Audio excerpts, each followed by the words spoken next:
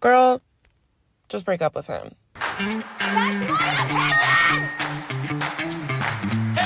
Hello, everyone, and welcome back to Opinionated. I'm your host, Jules, and this is the podcast where I have very strong opinions that nobody asked for, but you are getting them anyway.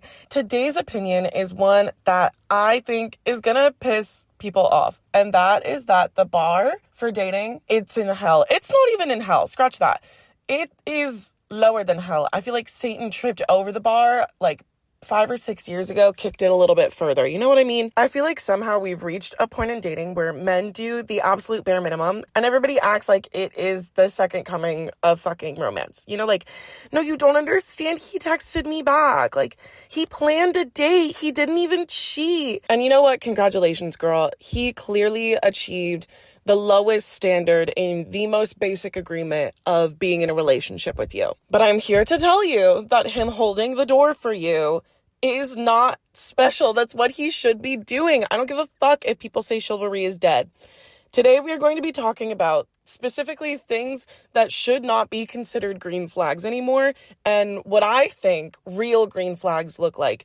That being said, take it with a grain of salt. I'm single as a Pringle right now, but it is because I don't settle for anything less than what I want and what I know I deserve. Because I feel like we have collectively confused not terrible with amazing. And today we are going to fix that. So, green flag number 1.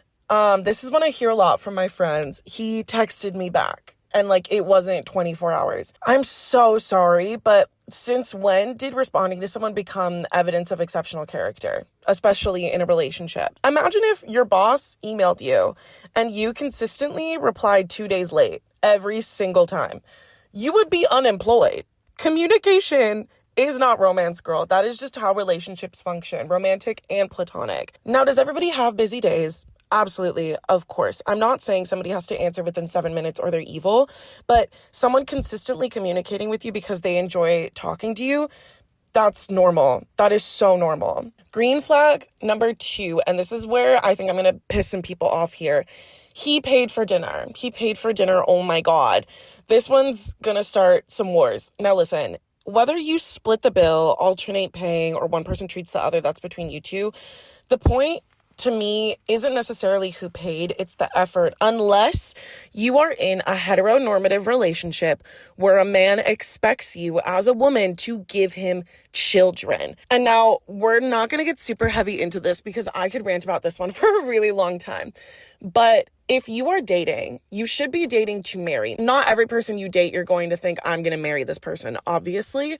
But you should be dating people with the intention that one day you might marry them. And if marriage and family and having children is a part of that plan for you, then yes, I do think the man in that relationship should pay because he is not the one who is going to be carrying the children. He is not the one who is going to have to take time off of work to not only be pregnant, but recover from pregnancy, go through postpartum depression, nurture a fucking baby into this world after putting your body through literal hell to push out a child. And the way that I see it is that if I know that I'm going to need to depend on a man financially one day to carry his child and birth his child, and then I'm going to have to rely on him to financially support that child, ideally for the rest of its life, because that again is up for debate. That could change when I'm older, when I'm a parent. But in my current opinion, if you bring a child into this world, you are responsible for it physically, financially, emotionally,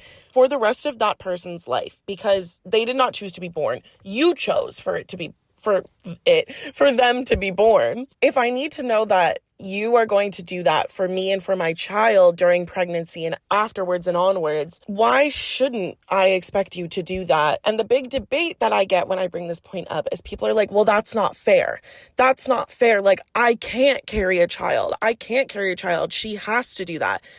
You're right. And you know what else isn't fair? You paying for her dinners and her meals while courting her. Because in my head, again, you are courting until you are married. At any point, you can, even when you are married, you can break up. So if you want to put a baby in that woman one day, you should be paying for her $8 in and out. It's not that big of a deal. It shows her that you are willing to provide, protect, care for her and or your future child. Anyway, we can talk more about that in another episode if you guys want. But even in a homosexual relationship, like if I'm dating another girl, if I plan the date, I am paying for the date. I would never invite someone to something I cannot afford. So if somebody thoughtfully plans a date, shows consideration, wants you to enjoy yourself, that's attractive, you know? The $20 pasta that they're paying for isn't the green flag, but the intentionality. Green flag number 3, he isn't even talking to other girls. You mean he's faithful? He's not cheating on you?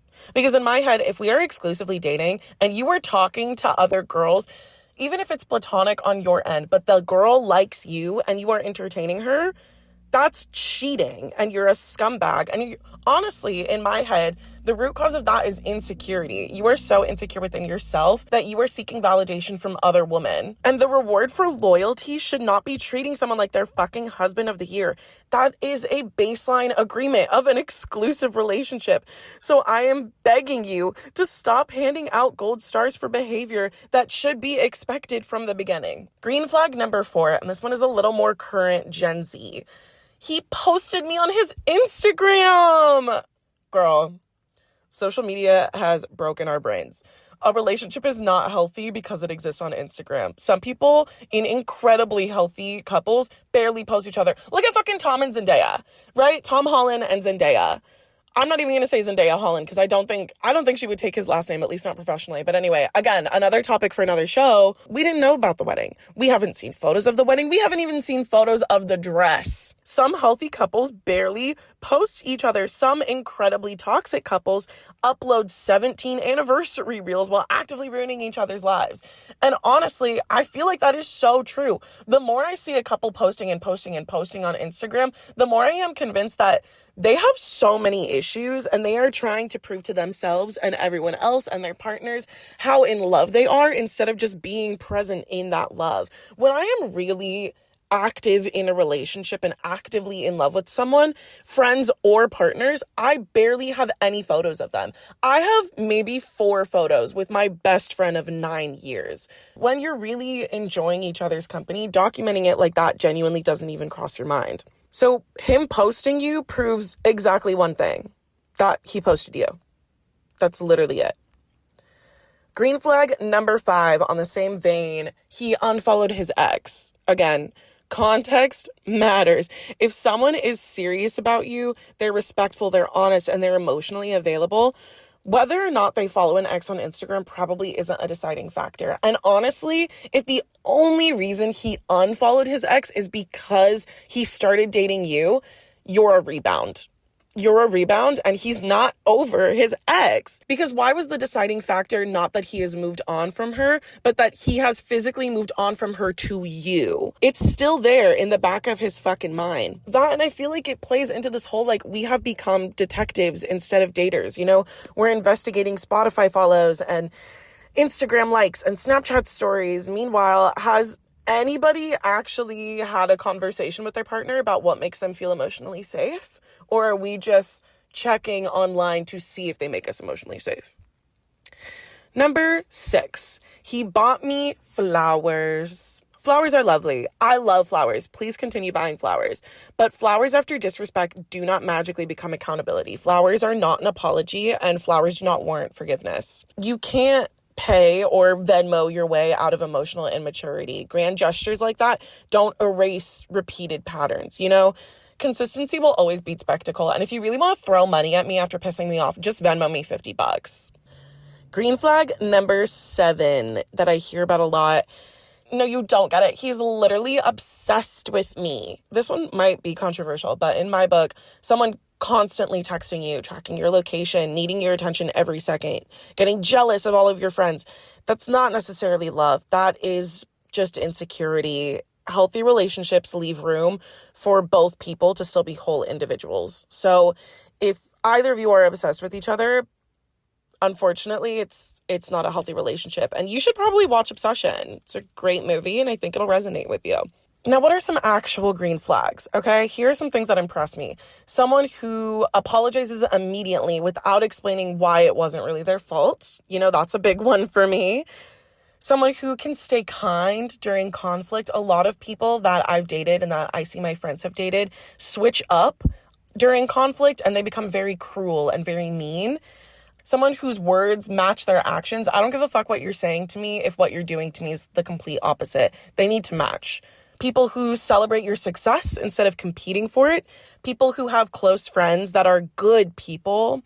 Someone who can communicate disappointment without becoming cruel. I guess it's similar to my earlier point. Someone who doesn't make you wonder where you stand with them every week. You should feel confident in how your partner feels about you at all times. There shouldn't be a question in your brain about how they feel about you. And here's one that I don't think really gets talked about enough, but is really, really important. Someone who is willing to grow. Because, nobody is perfect. Everybody has baggage. Everybody has flaws.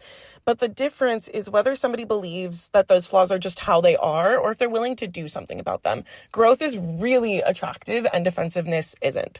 So, as we head into late summer, early fall cuffing season, please keep this in mind. And if you recognize any of these things in yourself and in your relationship, leave him.